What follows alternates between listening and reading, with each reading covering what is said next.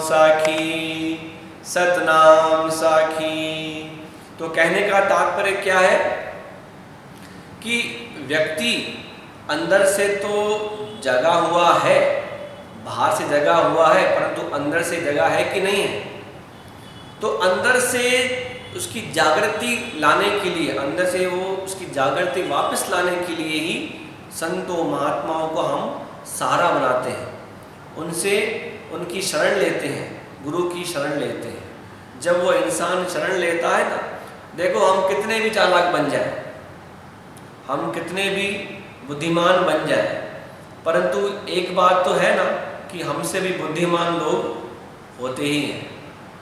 हम कितने भी चतुर बन जाएं, परंतु हमसे भी चतुर तो लोग होते ही हैं। तो इसलिए अपनी बुद्धि पर कभी भी घमंड नहीं करना चाहिए कि हम होशियार हैं, हम ये काम सिद्ध कर देंगे। जो भी काम करें, स्वामी राम सुखदास महाराज जी जैसे हम आपको बताते हैं कि बहुत अच्छे ही संत हो चुके हैं हमारे भारत देश के, तो वह एक शिक्षा देते थे। क्या शिक्षा देते थे कि यह जो मनुष्य है ना, ये मनुष्य बहुत बुद्धिमान है और इसमें कोई शक नहीं है, इसमें कोई भी संशय नहीं है। हम हैं बुद्धिमान। मनुष्य के पास अगर बुद्धि नहीं हो तो कैसे काम चलेगा। ये मनुष्य के पास बुद्धि है, इसके द्वारा इसकी जो वैल्यू है, जो इसकी महत्वता है, वो बढ़ जाती है। वो उसकी वैल्यू उसकी बुद्धि की जैसे ही है। अगर बुद्धि नहीं है, विवेक नहीं है इंसान के पास, तो क्या कहते हैं हम? जिसके पास बुद्धि नहीं है तो उसे हम क्या कहते हैं? इसकी खोपड़ी है ही नहीं, उसको बोलते हैं कि ये क्या है, ये तो पागल है, इसके पास तो बुद्धि नहीं है, हम ऐसा कहते हैं। तो भगवान ने बहुत सोच समझकर हमें बुद्धि दी है, दिमाग दिया है। उस बुद्धि का हम उपयोग करें, संशय भ्रम वहम में नहीं पड़े कि हाँ ऐसा हो सकता है, हाँ ऐसा हो सकता है। एक व्यक्ति, एक संत अपनी कुटिया से आ रहा था। अब कुटिया माना घर से आ रहा था। उसका जो कुटिया थी, जो घर था, वह एक शहर से दूर जंगल में था। तो वहाँ से आ रहा था।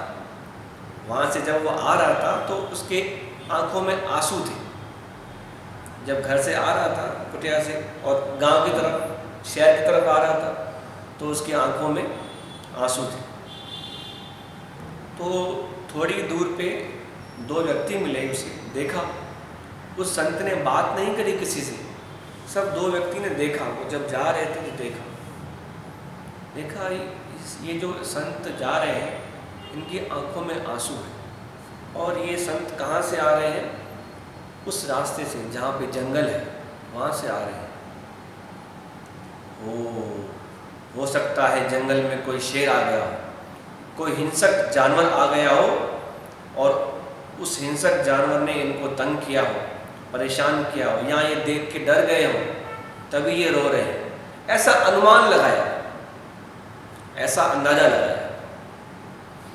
दो व्यक्तियों ने अनुमान लगाया कि भाई उस तरफ नहीं जाना है, इस रास्ते से नहीं जाना है।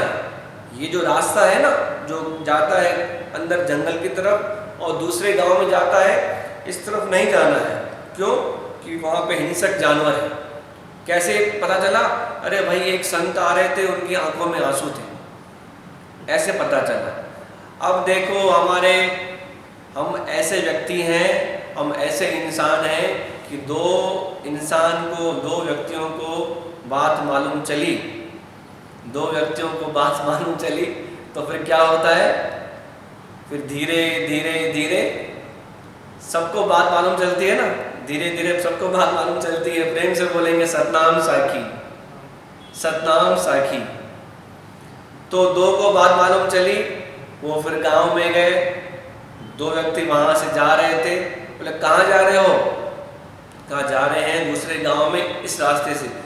कहा इस रास्ते से मत जाना, यहाँ से मत जाना। क्यों नहीं जाए? इस रास्ते से जाएंगे तो हिंसक जानवर है। वो संत भी आ रहे थे ना, तो उनकी आंखों में आंसू थे, वो बहुत डरे हुए थे।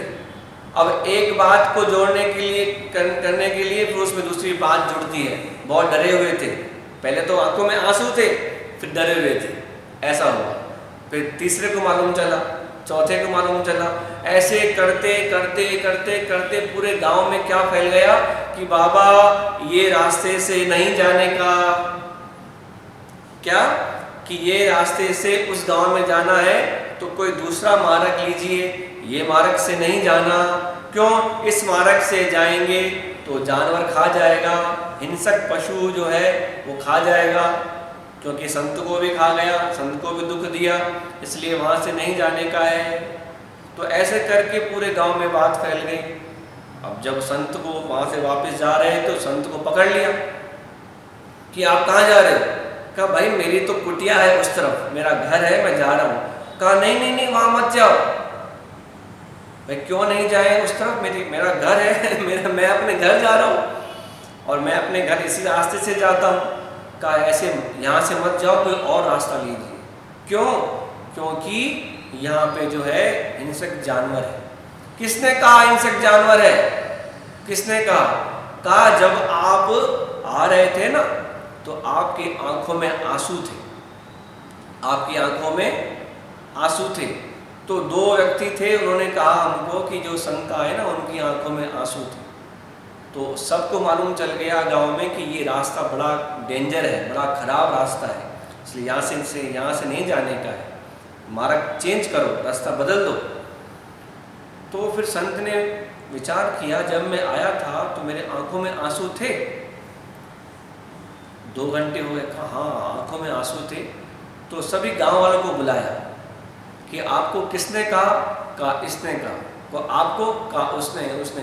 करते करते करते वहाँ पहुँच गए जो पहला व्यक्ति था। उस पहले व्यक्ति से पूछा भाई आपने कैसे अंदाज़ा लगाया? कहा मैं जो आपकी कुटिया है ना, आप कुटिया से घर से निकले, घर से निकलते ही मैं अपने रास्ते से जा रहा था तो आपकी आंखों में आंसू देखे। आपकी कुटिया पीछे छूट चुकी थी, आप बहुत आगे आ चुके थे, परंतु रास्ता गांव का था। तो मैंने आपकी आंखों में आंसू देखे, तो मैंने अंदाज़ा लगाया कि हो सकता है कि वहाँ पे हिंसक जानवर हो, वहाँ पे हो सकता है हिंसक जानवर हो। तो कहा अरे पगले, मैं तो अपने घर से आया था खाना बना के और मैं प्याज काट के आ रहा था। वो प्याज काट के आ रहा था तो उस प्याज जब काटते हैं ना, जब कांदा काटते हैं, प्याज काटते हैं तो आंखों में आंसू आते हैं ना, नहीं आते हैं? आते हैं ना। तो कहा मैं तो प्याज काट के आ रहा था और जो प्याज काट के आ रहा था उस प्याज का वो पानी आंख में गया, तो इसलिए मैंने वो साफ नहीं किया, जल्दीबाजी में निकल के आ गया। तो कहा अच्छा, और आपने उस बात को क्या कर दिया? बहुत बड़ा कर दिया। तो सही जगह पे बुद्धि लगानी चाहिए। दिमाग है, हम सबके पास बुद्धि है, हम सबके पास दिमाग है, परंतु कहाँ पे उसका उपयोग करना चाहिए, कहाँ पे उसका उपयोग नहीं करना चाहिए, कहाँ पे उसका उपयोग ज़्यादा करना चाहिए, कहाँ पे कम करना चाहिए।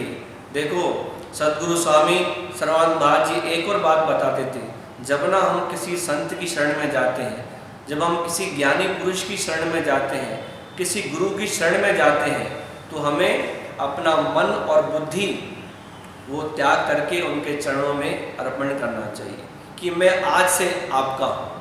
क्योंकि हमसे बड़े हैं ना, गुरु आचार्य संत महात्मा हमसे बड़े हैं, ज्ञान में बड़े हैं, तो क्या करते हैं? हमें अच्छी बुद्धि देते हैं, अच्छी समझ देते हैं, और जब अच्छी समझ आती है उस समझ से हम अपने जीवन को बनाते हैं, अपना स्वभाव बनाते हैं। देखो वापस बात घूम फिर के आज फिर वही आ गई स्वभाव के ऊपर, अपना जो स्वभाव है उसके ऊपर। इंसान को अपना स्वभाव बनाना चाहिए।